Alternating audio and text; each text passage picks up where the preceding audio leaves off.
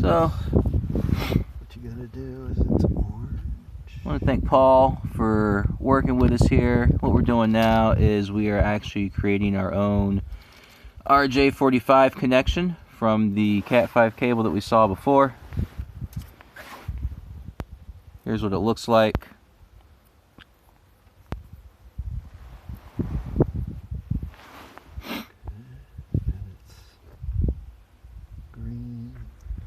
And we got ourselves a sample cable here.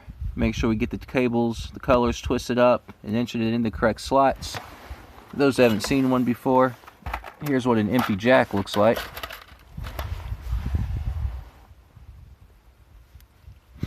Looks like this.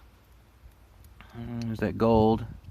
And what you're going to do is you're going to slide each of those colored cables into the appropriate slots that you see down there.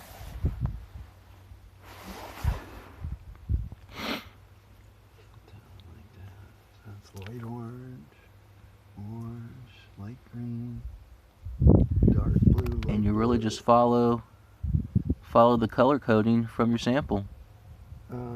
There's a sheet too. So there's different options, and this is the AT&T. It is the most commonly used. And then here's an actual schematic.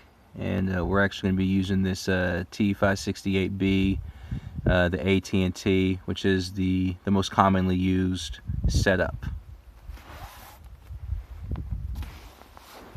But if you don't have that sheet, you can always just look at your Ethernet cable coming into your router box and follow what they got going right there.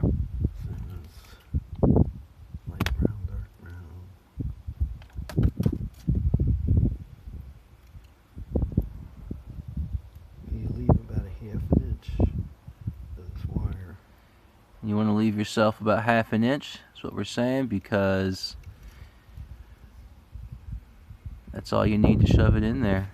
Anything more, you've just got loose wires coming out. You want to make sure that the jacket, which is the gray part, is actually crimped and sealed so that you don't have any sort of leakage or issues. I did. Check it. I've done them wrong. Light orange, light green, dark blue, light blue. Get the light blue in place. So this is the tricky part. Is to make sure they're all lined up right before you put it in. Yeah, you want to make sure that they go in smooth there. You don't need to keep cutting and recutting. Those are some pretty small holes that they're sliding into. Masterfully done. Double check once again. Make sure that you are dark blue, light blue, set up the way you need to be. Light brown. That's it. Beautiful. Next we take our tool. This is a specialized tool that you're going to need for it.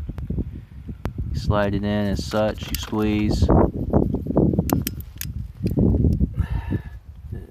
Each one of those gold connectors, everything is now stabs into the end of the wire. Okay, on the other side, it stabs into it.